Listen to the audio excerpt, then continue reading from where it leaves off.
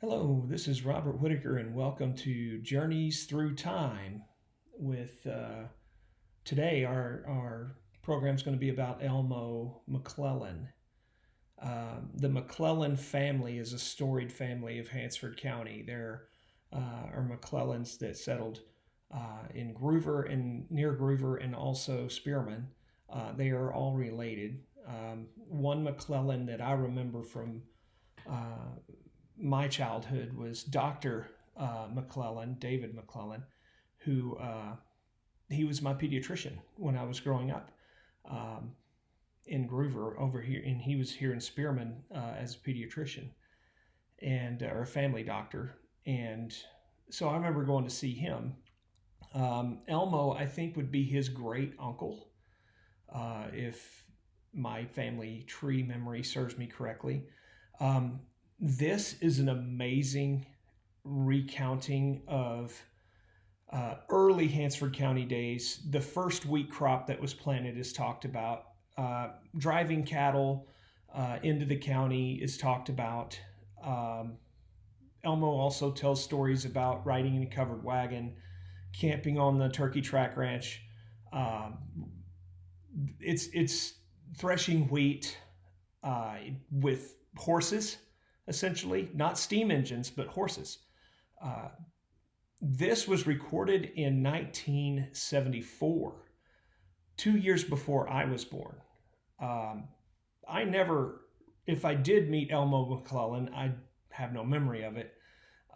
Couldn't tell you exactly whether or not I met him, but I did meet his nephew, who recently passed, R.L. McClellan, here in Spearman, who is also a Pass County judge here in Hansford County. So a storied family. Elmo has a great history and great stories to tell. I know you're going to enjoy it.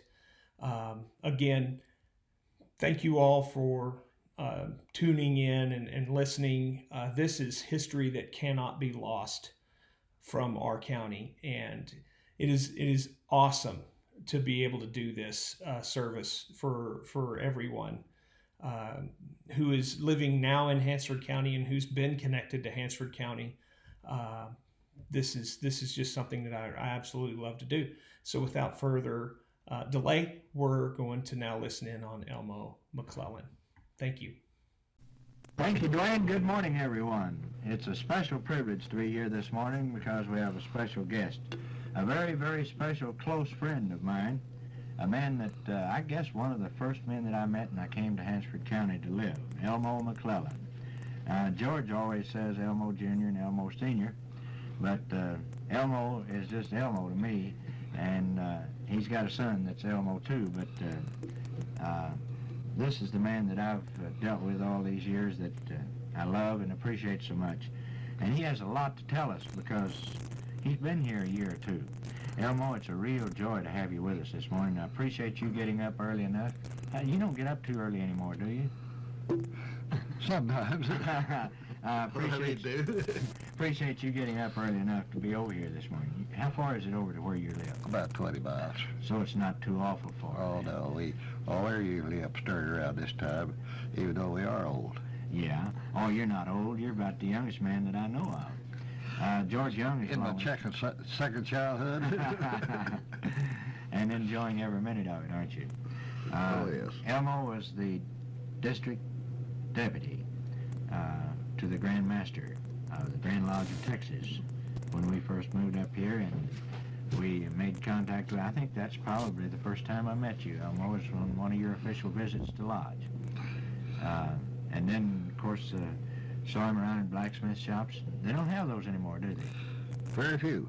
And welding shops and so forth. Elmo has been an active farmer for, we'll find out how many years in a minute. But right now, here's a message from Golden Spread Sales Company, our sponsor this morning. This morning is Elmo McClellan, and before airtime, Elmo told us a story. What was that story, Elmo, that's related here? Well, I was in a meeting a few evenings ago, and the man said they always told him to stand up to be seen, speak up to be heard, and sit down to be appreciated. Well, you're sitting down, so I I'm appreciate it. already sitting down, and you can't see me, people, so you'll just have to listen to me. Let's, the purpose of our program today, as many of them are, we are recording special programs like this to put in the archives of Hansford County in our library here so that they might be used as references for days when people will appreciate delving back into what was happening back in 1903, for example. Tell us what was happening in 1903 in your life, Elmo. Well, in 1903, my father and my two older brothers drove 300 head of cattle from Greer County, Oklahoma, to the high plains. And he's traded part of these cattle for a section of land, and that's where we made our home. And incidentally, I still live on the old home place. And that's on the western edge of Hansford County. It's pretty close to the center. It's just 3 miles north of Gruber. 3 miles north of Gruber. And a mile west. And one of those gentlemen who drove those cattle was Lee McClellan, whom we had on our program here. And the other one was your dad, and another one was Dave McClellan, who was another brother. Is that right? That's right. So you are a cousin to, no? How are you related to Roy Lee and the other boys here? They're my nephews. Nephews? Roy Lee and Wilson, and Ernest and Roy Wilmuth are both nephews. So you're brother to Lee, then? That's right. And I just didn't have you that old for some reason or other. Well, not that Lee's old, but I mean... Boy, I'm on borrowed time now, as far as annals of history are supposed to be. You're better than 10. Yes. And, well, let me tell you a little story. All right. Mother took me little kids and went to visit her father near Waco. And my dad had a brother living in Clarendon. We rode up there on the train, and then we came across in a covered wagon. And I spent my 5th birthday. We were camped on the old Turkey Track Ranch down here on one of the creeks that flowed into the Canadian River. I remember that better than I do things that happened yesterday. Uh-huh. And that's when you first came here? That's when we first came. Now, that's after they drove the cattle up Yes. there, They got here sometime in May, and we came up in August. Elmo, you said they traded some of the cattle for a section of land. Was there any homesteading going on at that time? It had just been completed. There was maybe 1 or 2 half sections still open for filing, but, you know, at that time you could file on this country, you could file on 4 sections. And it wasn't very suitable land, so Dad traded for this section, and rather than to file on some of these undesirable halves that were open. Now, what was it like in this covered wagon trip? Was it in the summertime? Yes, it was in August. It was nice. And down Turkey Track, that's one of the nice places still around this country. Well, that's right. We were camped within 2 miles of the old Adobe Walls battleground. And that hadn't been too many years prior to that time. What is it, 1887? I believe that's right. And were there still Indians sometimes around? Did you see Indians? We saw 1 or 2 bunches of Indians that came through from the reservation over in Oklahoma, traveling across to New Mexico. We didn't see very many Indians, but there were still a few coming through the country. Did they bother you any? No. Did they scare you? Well, probably a little.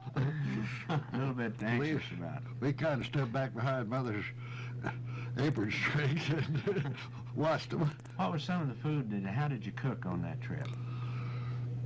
Well, over a campfire with a skillet, you know, and Old iron the skillets? whole, what they call a Dutch oven. Uh-huh. You had sourdough biscuits, no? Sourdough biscuits and baked beans and sour belly. We call it pan bacon now. Same thing. Same thing. And you really ate well, didn't you? Oh, yes. We slept outdoors under the stars. Why shouldn't we eat well? How about did you walk along with the wagon? Did you have any animals that you were carrying along with you at that time? I don't remember any animals specifically. But if you got tired, you did get out and walk. Oh, yeah, we'd walk, and then we'd ride, and we'd play in the sand, and when there was sand on the river, I remember that more especially. How long did it take you to come from Clarendon up I think we were 5 days. That's pretty good time. Yeah. Pretty good time. About 100. You didn't have any roads in, you just traveled across the country, and That's we come right. just about as nearly direct as we could. About 125 miles, I imagine. Well, probably about 85 or 90 because it's only about 125 by road now. And you cut across as the crow flies. Did you have any high water in any of the streams? No. Had pretty weather, no rain, I guess. Fortunately, well, I think we had a little rain one night, maybe. And what happened when it rained? You had to hurry up and get inside. We got in the wagon. And tried to keep your beds from getting wet. Yes. So. Then, what was it like here in Hansford County? Well, it was mostly prairie, Coy. We could count 5 windmills, and 2 of them were in cow pastures, where Uncle Dave Jones and Uncle Joe Jones, they had to run all south of us, you see, south of where Gruber is now. And they had a couple of windmills out there, and then we had, our closest neighbor was about 2.5 miles from that to 10. And was Gruber there at that time? Oh, no. Gruber wasn't built till 1930 or 29. What was the closest supply? Texoma and Guyman. Guyman was our main trading point when we came here. And they had wagon trains back in those days. Well, we used wagons.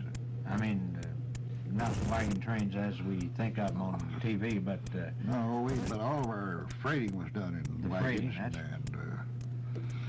And my father would go to Guyman in the fall of the year, and he'd buy 500 pounds of sugar, 1,000 pounds of flour.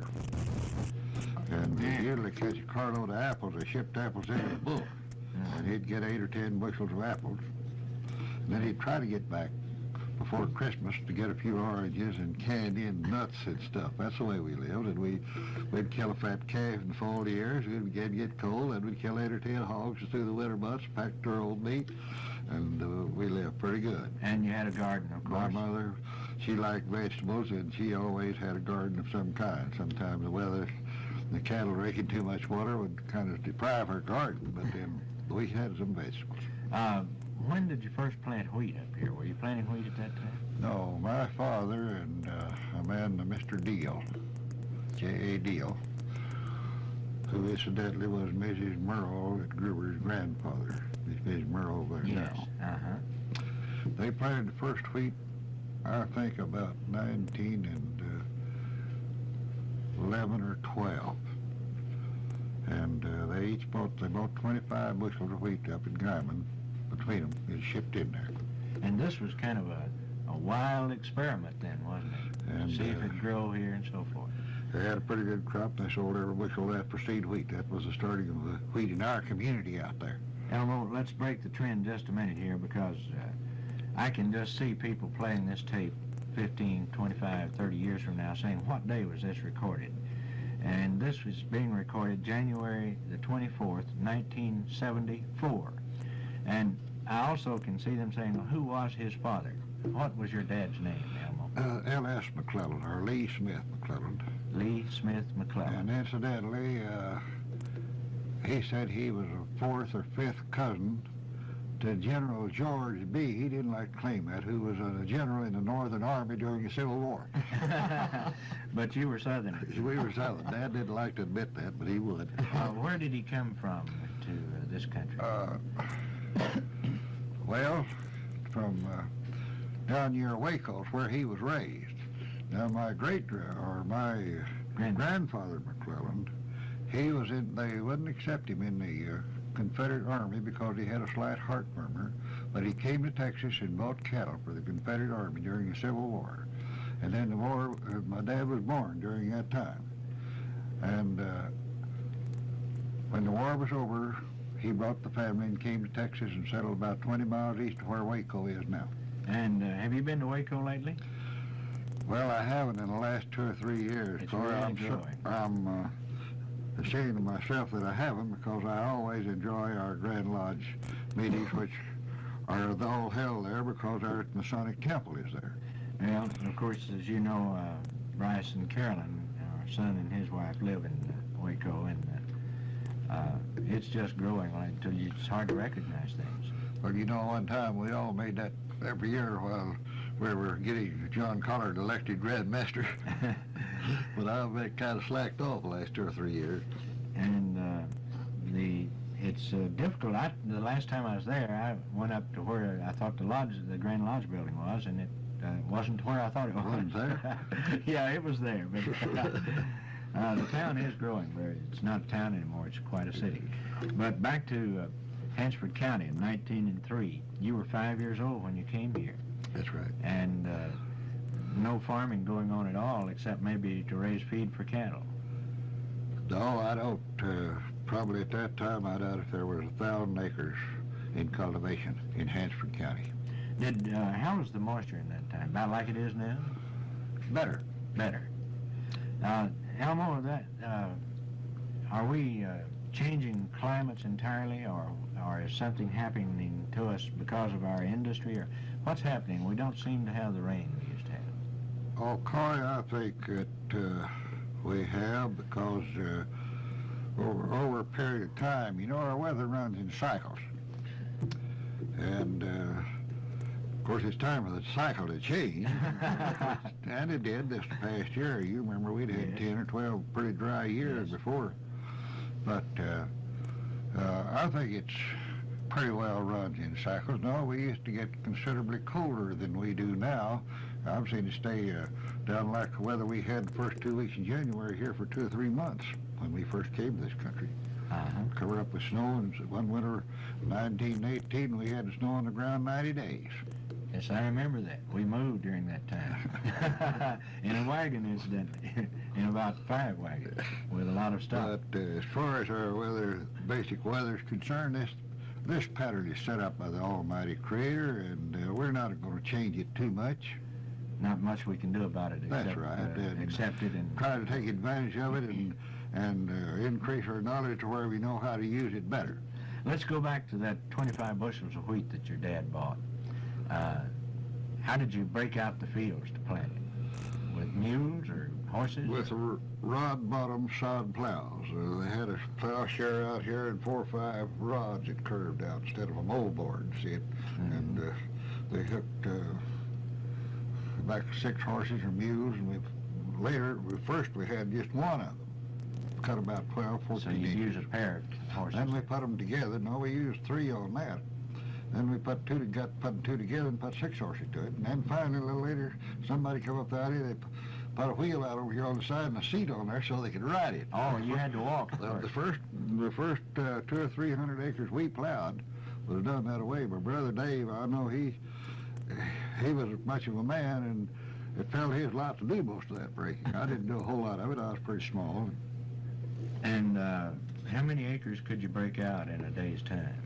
5 or 6, 10 acres? Oh, 2 or 3, more likely. Is that right? Pretty good day to break 2 or 3 acres. How many acres can you break out now with modern machinery? I don't suppose there's any being broken out, but if they were going to break it out. Oh, well, you mean breaking sod? Yeah. Probably 30 to 50. And it's a little different. Plowing the regular land. Yes, now they plow regular land, they'll plow 100 acres. Oh, yeah, 150 some of them. They big tractors and big plows now. They can do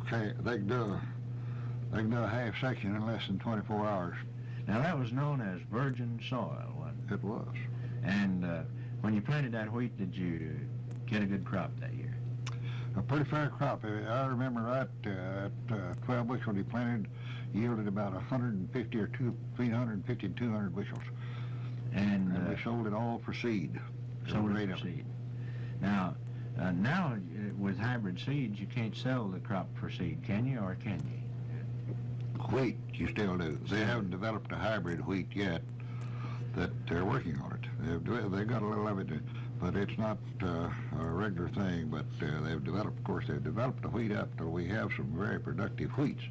But we still plant back wheat that we raised. Now, in that 12 bushels of wheat, how many acres? That about 25 acres? I don't know. Probably something like that. I think about 12, 15 acres, because they, at that time they didn't realize how little seed wheat we could plant in this country and raise a crop. So they planted pretty heavy then? They were heavier than we do now. And I'm trying to figure, you probably made 15, 20 bushels. About 15 or 20 bushels, if I remember right. That's been a lot of water going through since that day at that. How did you harvest it? That's the next... Well, sir, we cut it, bound it with a binder. Row binder? No, platform binder, Uh-huh. cut 6 feet. And then Broadcast. a man the name of Klein, in fact, he's Floyd Klein's daddy, that lived at Gruber now. He had an old horsepower thrashing machine. They had a tumbling block out here and hooked 10, 12 head of horses to that. Yes. The tumbling shaft that drove the cylinder, and they got those bulls and fed them in a few bunches at a time. I remember Dave, one of my older brothers, he helped feed that thing. It was a pretty nasty, dirty job. Yes, it was, because it was hot, the wind was blowing, and all that chaff was coming down your neck. That's the first thrashing machine that I ever saw run. And it was run by horsepower. A horsepower. And how many bushels could you thresh in a day with it? Oh, I have no idea. If I remember right, Coy, it took her most of the day to thrash that little jag of wheat. Not far cry from the combines. Oh, well, we bought our first combine in 1916, I believe. It is horse-driven. No, it was supposed to be pulled by horses, but we hooked a tractor to it because we experimented for the tractor companies. My dad bought one of the first tractors that ever came. The McClellans were pioneers in the implement business here. And, to a certain extent, that's right. I remember when Lee took over the case agency, but it was over 50 years ago, I'm sure. It's been quite a while ago.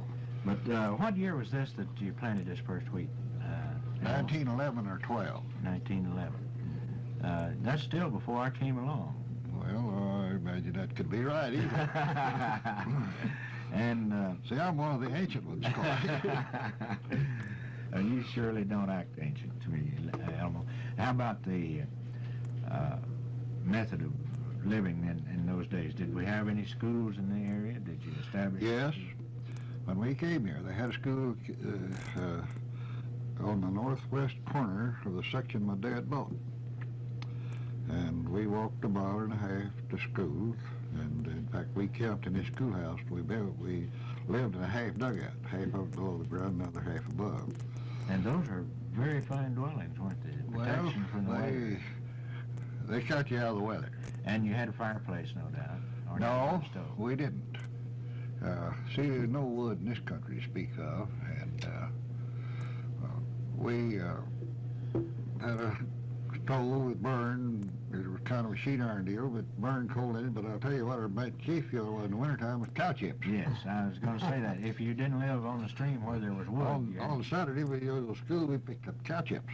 And were there buffalo chips in that time? Well, no, the buffalo was gone before we came. There's quite a few antelope, but see, we had that 3-foot snow the winter before we came here, and we had lots of carcasses.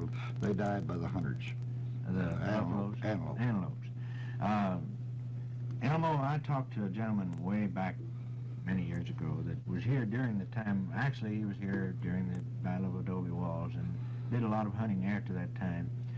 And he told me that he had seen buffaloes migrating that were from 1 mile to 3 miles wide, their stream passing for days. And he said if people had told him the buffalo would have become extinct, he would have just thought they were crazy.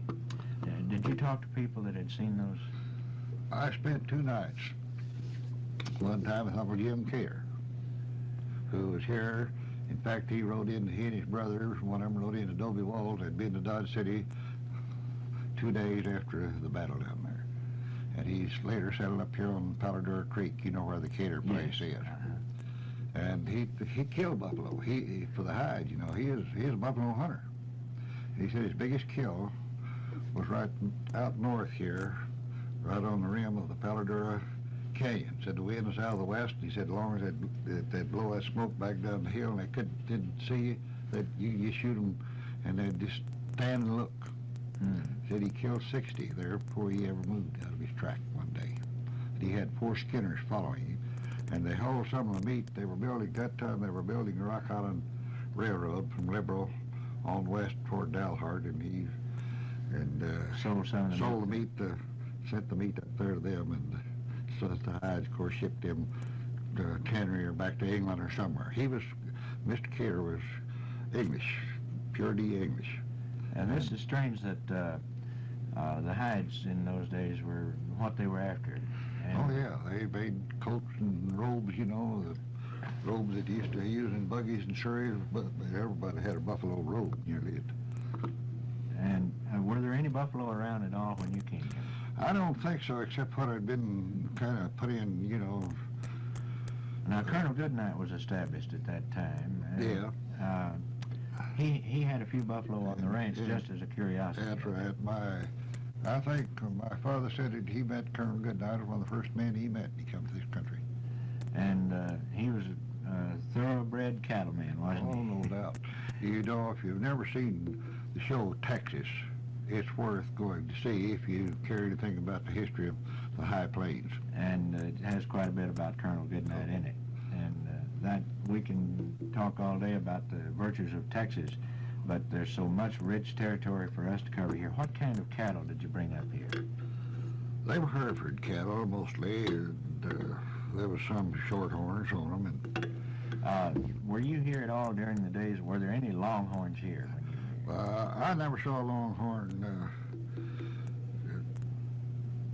animal coy till I think they brought in some over here at Boys Ranch. There wasn't any longhorns here when we came up here in this part of the country. The breed had already been established. I mean, they'd improved. They'd improved them enough. Of course, they've improved them a lot since, but they were improved cattle over the longhorn, to my knowledge. How was the ranch land?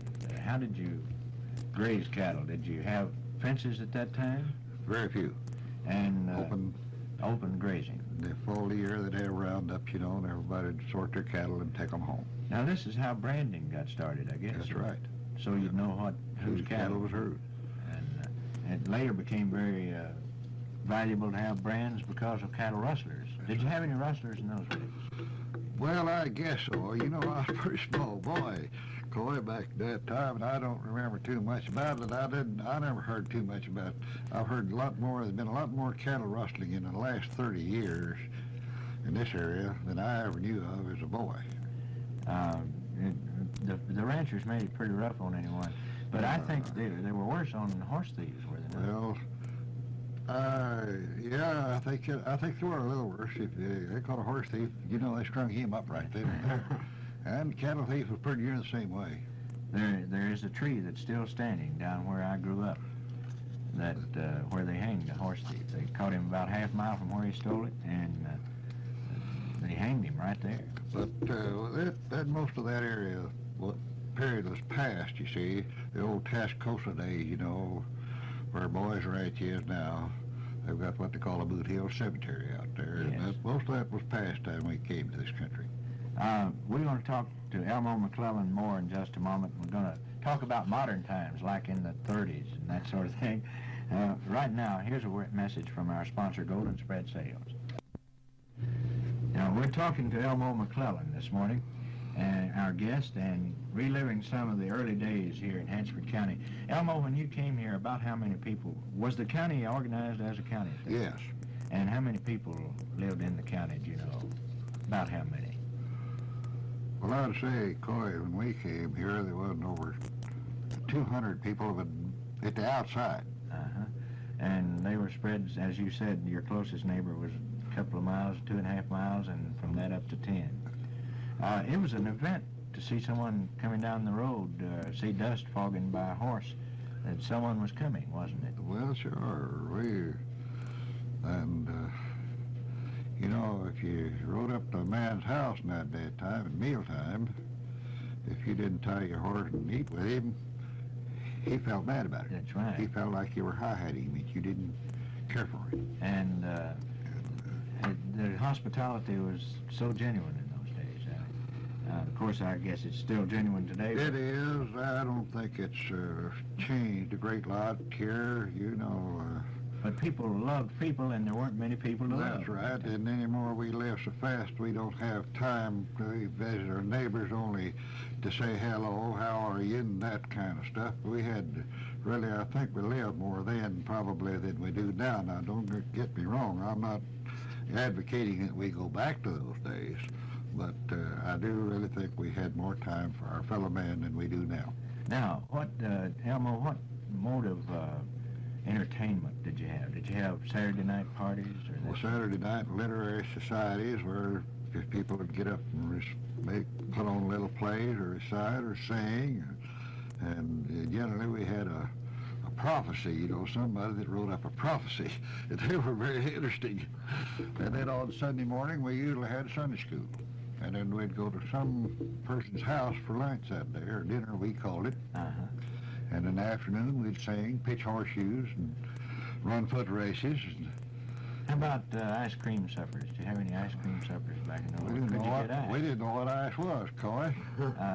It's too far to haul ice, wasn't it? You know, everybody had a milk trough at their well, you see, and we run the cold water through that milk trough, and that's the way we kept our milk and butter and stuff. Elmo, what's the first car you saw? Do you remember? Yeah, it was about a 1904 Buick. Old Hansford at that time was a county seat, you see, and every 4th of July we had a picnic down there. And old Lon Hayes, I believe it was Lon Hayes, had bought one of those, and he had it down there, and he was giving people rides, 25 or 35 cents a ride, about a mile and a half, 2 miles. How did you get gasoline in those days? By barrels, they'd hauled it from Guyman or Texoma. In fact, when we bought our first tractor, we hauled all of our gasoline from Texoma in barrels, 10 barrels at a time. And I guess you hauled it in the freight The wagon. wagon, yeah, wagon team. How many mules or horses would you have to a freight wagon? 4? 4, 6, and 8. Did you ever see any of these strung out teams at 6 head long, maybe 12 mules in a team, and you guided them with a jerk line? Milo Blodgett. See, they freighted all by our house out there at Texoma for years, and he drove 8 mules, good mules, and I believe he had 4 wagons, and he drove them with a jerk line.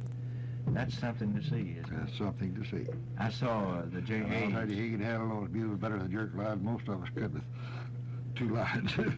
I saw the JA's freight wagon come into Clarendon one time, the 12 head strung out 2 and 2, and using a jerk line, and he turned around in the streets of Clarendon. That's something. Yeah. Well, I think Milo drove 8 mostly.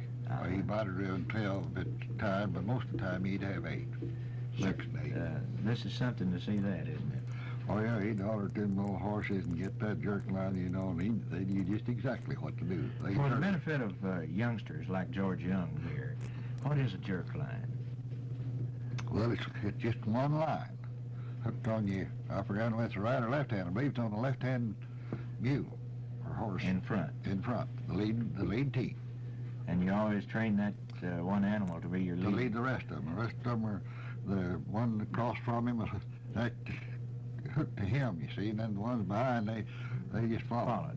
Yeah, I don't know when they were tied. See, they had chains, you know, to run clear up through there, or cables, and mostly chain that day. That's right. And but they knew pretty soon they learned to follow.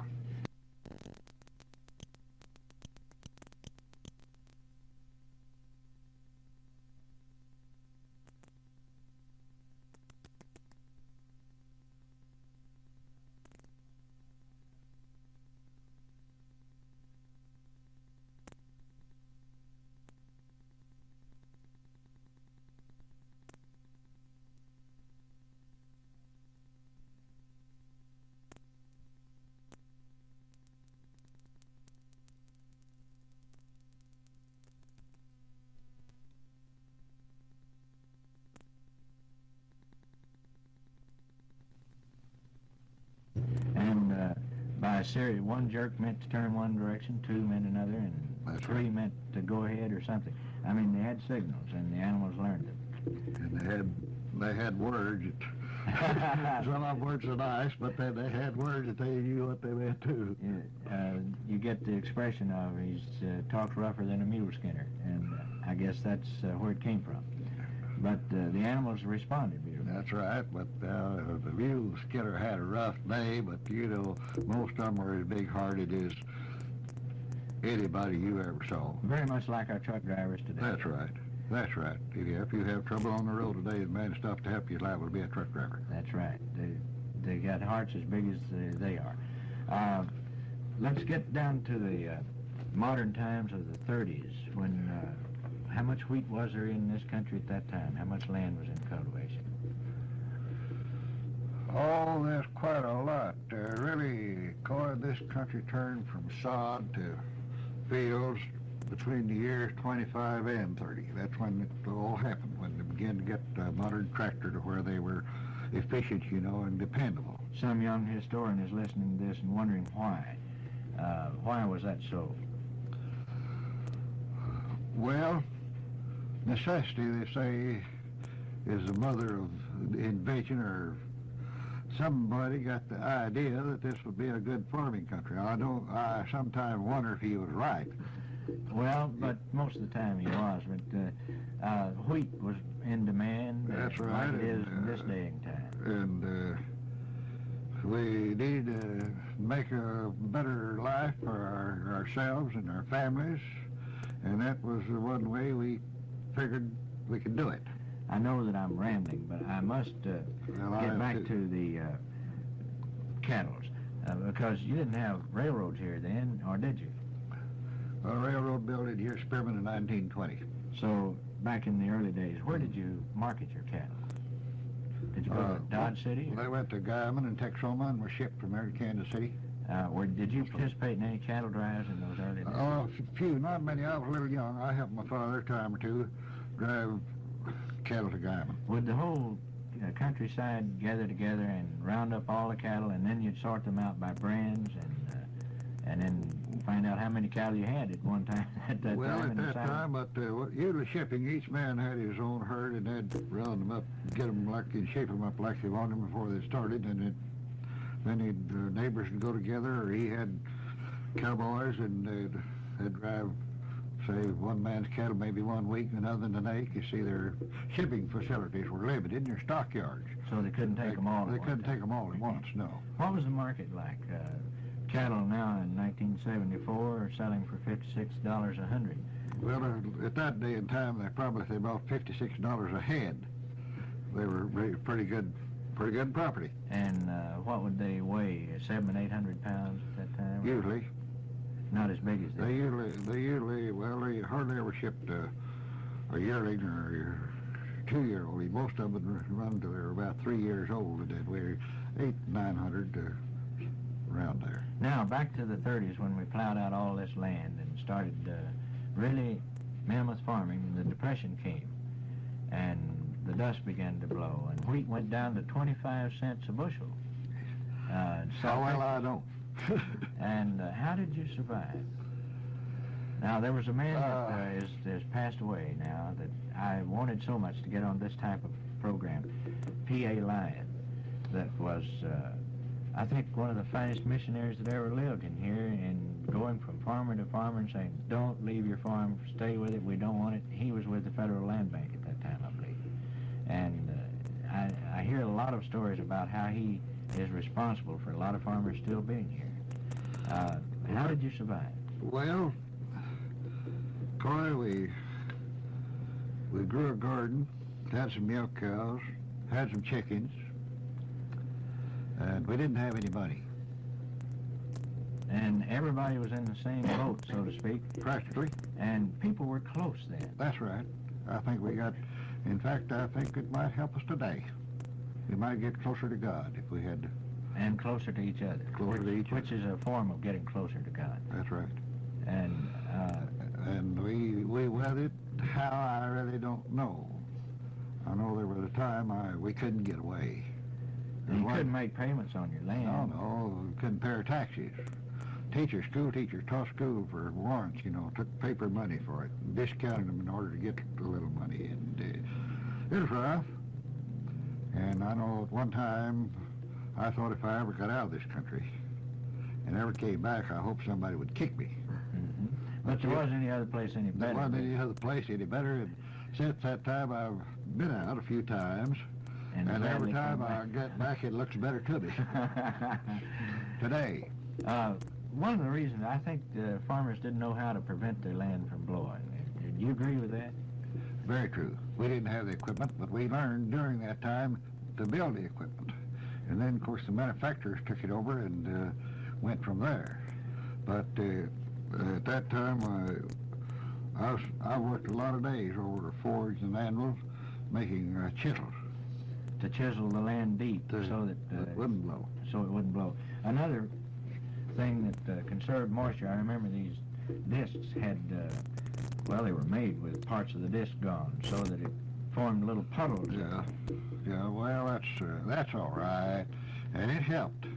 It was better than what they had been. That's right, because we had this thing slicked off so we couldn't grow anything on it, and all it took was a breeze to blow it.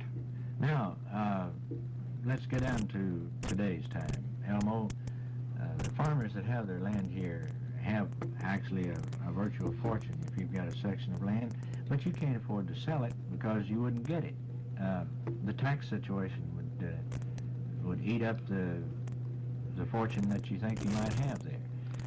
What's the best way to handle this thing? To lease it to someone, let them farm it, and make you a living? Lease it to someone, or maybe some of the family take it over, or if not, let them lease it or do what they want to with it. I don't think I'm like you, I don't think you can hardly afford to sell land. I was talking to an auctioneer yesterday, and he said, well, when you decide to sell your farm, I'd like to sell it for you. I said, well, I've thought about it, but I said every time I think about it, I think I won't do it.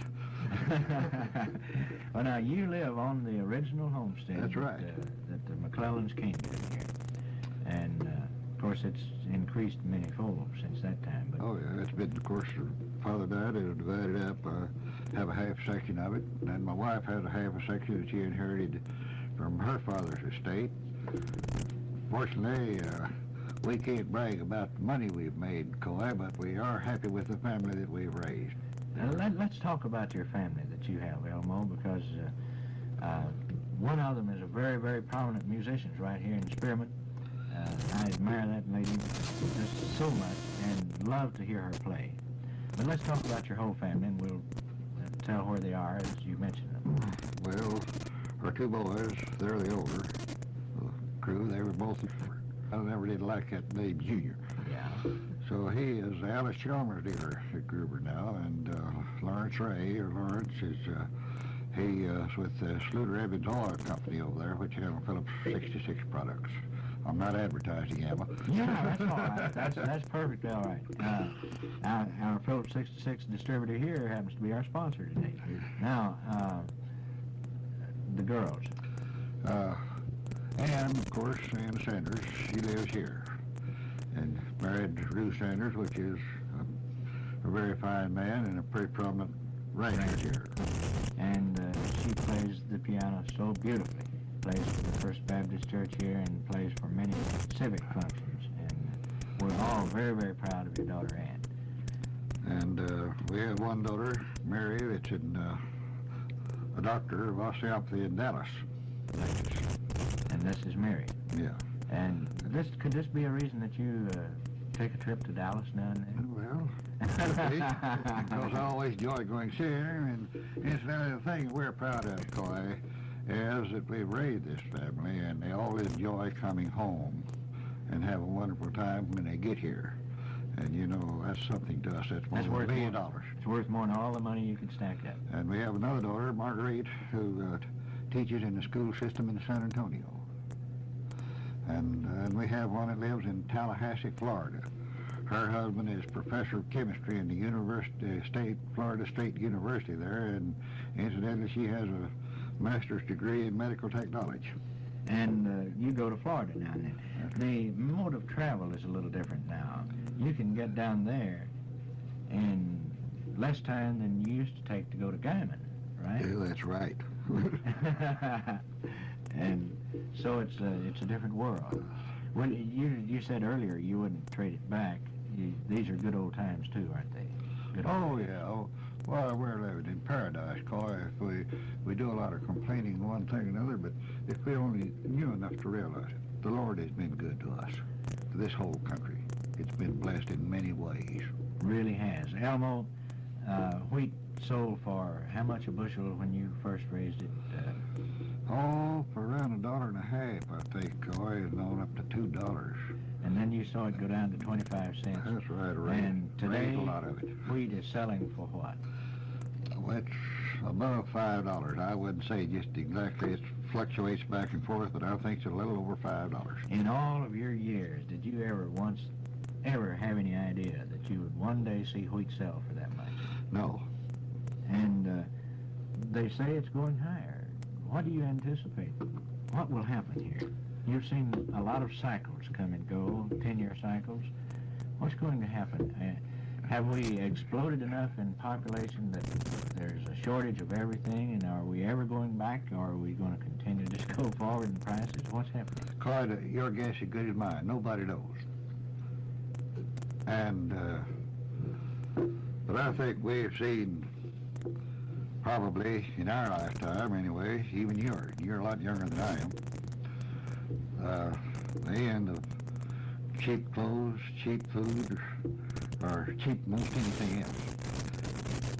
I saw a letter from Kiplinger yesterday, and he said nothing but inflation and boom times ahead for at least 15 more years.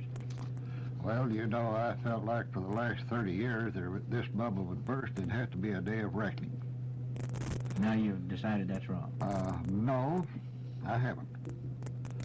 But I didn't think it could last as long as it has, and I have no idea how much longer it can last. Maybe it can last from now on and on and on. It's wonderful to think at. The net that's realized between the high prices and what you have left over after living is not awful much difference, though. Clay, here's the point I want to make. I wish I could get it to the world. Everything we have has to come from Mother Earth. That's the only place. Whenever people realize that without the man that tilled the soil or grows the cattle, they're hopelessly lost. Then they'll appreciate him and he'll set up and get his fair share. He hadn't had, and right now they're going to price this other thing, everything, the price of fertilizer has tripled. And the price of machinery has tripled or more than tripled. And I'm sure the price of our fuels are going to double or triple. And so the farmer still isn't going to be... He still isn't going to be very much ahead of what he was back yonder. But somebody's got to produce it. Well, give him credit. Give him credit. Like I see signs on the back of neighbors' pickups now. Have you thanked your farmer for your lunch today? Say, let's get those and put them on all pickups and cars as well. Well, that's really what it boils down to. But I heard this, I read this in the paper, that one man up in one of the eastern cities, well, said he didn't give a hoot. He didn't say hoot, but I can't say the word he used about the farmer. Said, I get my food from the supermarket. Well, I'm afraid if he only realized where the supermarket got it. Yeah, I'm afraid that many people are confused like that. I think they are. Maybe they've begun to realize that the farmer is the vitals of the country, of the world. Elmo, it's been a great pleasure to visit with you this morning. Is there anything you'd like to say for posterity's sake? You've said so many rich, beautiful things, but... Sorry, I have no idea what I've said. It just said what come to me, what was put in my mouth.